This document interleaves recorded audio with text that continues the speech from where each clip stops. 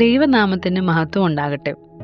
ഇന്നത്തെ ധ്യാനത്തിനായി എടുത്തിരിക്കുന്ന വേദഭാഗം ഉൽപ്പത്തി പുസ്തകം 33 അധ്യായം 1 മുതൽ 10 വരെയുള്ള വാക്യങ്ങളാണ്. യാക്കോബിന്റെയും ഏശാവിന്റെയും അനുരഞ്ജനത്തിന്റെ ഏറ്റവും നല്ല ഉദാഹരണമായി ഈ ഭാഗത്ത് നമുക്ക് വായിച്ചെടുക്കാൻ കഴിയും. അതിനപ്പുറമായി യാക്കോബിന്റെ ജീവിതത്തിൽ ഉടനീളം നാം കാണുന്നത് എല്ലാറ്റിൻ്റെയും മേൽ അധികാരം നേടുവാനുള്ള, പിടിച്ചടക്കുവാനുള്ള ഒരു മൽപ്പിടുത്തമാണ്.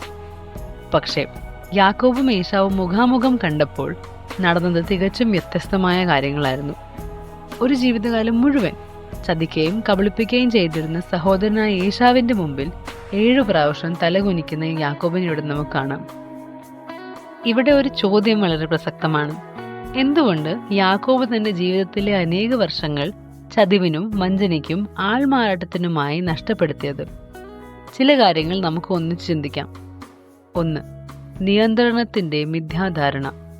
ഏശാവിന്റെയും ലാബാന്റെയും ഒടുവിൽ ദൈവത്തിന്റെയും കയ്യിൽ നിന്ന് കുറുക്കു വഴികളിലൂടെ നേട്ടങ്ങളും അനുഗ്രഹങ്ങളും പിടിച്ചു വാങ്ങാൻ യാക്കോബ് തന്റെ സ്വാർത്ഥതയിൽ ശ്രമിച്ചിരുന്നു.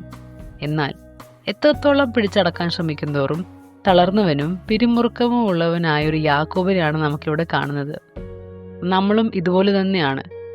എനിക്ക് സംതൃപ്തി നേടണമെങ്കിൽ എൻ്റെ ബന്ധങ്ങളും ജോലിയും ആത്മീയ ജീവിതവും ഞാൻ ഉദ്ദേശിക്കുന്ന പോലെ നടക്കണമെന്ന് നമ്മൾ വിചാരിക്കും. എന്നാൽ നേടുന്നതിൽ അല്ല, മറിച്ച് ദൈവ ഉദ്ദേശത്തിനായി വിട്ടുകൊടുക്കുന്നതാണ് സംതൃപ്തി. 2. വീണ്ടും മുറിപ്പെടുമോ എന്നുള്ള ഭയം. കീഴടങ്ങൽ അപകടകരമായി തോന്നാം. ഏശാവിന്റെ മനസ്സിൽ പ്രതികാരമായിരുന്നെങ്കിലോ? തന്റെ മുൻപിൽ കുനിഞ്ഞ യാക്കോബിനെ കെട്ടിപ്പുണരുന്നതിന് പകരം വാളാണ് എടുക്കുന്നെങ്കിലോ?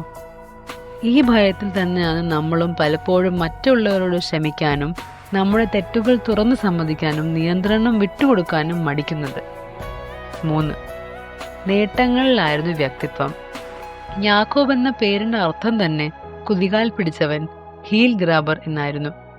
അവന്റെ വ്യക്തിത്വത്തിന്റെ അടിസ്ഥാനം തന്നെ എങ്ങനെ മുമ്പോട്ട് പോവുക എന്നായിരുന്നു. വിജയത്തിലേക്കുള്ള പോരാട്ടം തന്നെ നമ്മുടെ ജീവിതത്തിന്റെ അടിസ്ഥാനവും വ്യക്തിത്വമായി മാറിയിട്ടുണ്ട്. അതുകൊണ്ട് തന്നെ നമ്മൾ ദൈവത്തിലേക്ക് നമ്മുടെ ജീവിതം വിട്ടുകൊടുക്കാൻ മടി കാണിക്കുന്നു. ഒടുവിൽ യാക്കോബ് മനസ്സിലാക്കുന്നത് പോരാട്ടങ്ങളിലോ അതിലൂടെ നേടിയ വിജയങ്ങളിലോ അല്ല, മറിച്ച് ദൈവാനുഗ്രഹമാണ് വ്യക്തിത്വത്തിന്റെ അടിസ്ഥാനം. ദൈവത്തോടുള്ള മല്ലുപിടുത്തമാണ് യാക്കോബിനെ രൂപാന്തരപ്പെടുത്തിയതും സഹോദരന്റെ മുൻപിൽ തലകുനിക്കാൻ പ്രേരിപ്പിച്ചതുമെന്ന് നമുക്ക് മനസ്സിലാക്കാം. പലപ്പോഴും നമ്മുടെ ജീവിതത്തിലും ഇതുപോലെ പരാജയത്തോടും നഷ്ടങ്ങളോടും ജീവിത പ്രശ്നങ്ങളോടും മല്ലുപിടിക്കേണ്ട അവസരങ്ങൾ ഉണ്ടാവാറുണ്ട്. അത് നമ്മെ പരാജയപ്പെടുത്തുവാനോ തകർത്തു കളയുവാനോ അല്ല, മറിച്ച് ദൈവത്തിലുള്ള ആശ്രയമാണ് നമ്മെ സ്വതന്ത്രരാക്കുന്നതെന്ന് പഠിപ്പിക്കാനാണ്. ചതിവും വഞ്ചനയും മല്ലുപിടുത്തവുമായി ജീവിതം കഴിച്ച യാക്കോബ് ഇവിടെ സഹോദരന്റെ മുമ്പിൽ 7 പ്രാവശ്യം കുമ്പിടുന്നു. സഹോദരനിൽ നിന്നും എല്ലാം തട്ടിയെടുത്ത യാക്കോബ് അനുരഞ്ജനത്തിനായി ഇവിടെ ഇരട്ടിയായി സമ്മാനങ്ങൾ ഏശാവിന് സമർപ്പിക്കുന്നു. ഭയം കൊണ്ട് ഒളിച്ചോടിയ യാക്കോബ് സഹോദരന്റെ മുമ്പിൽ നിർഭയനായി ഉറച്ചു നിൽക്കുന്നു.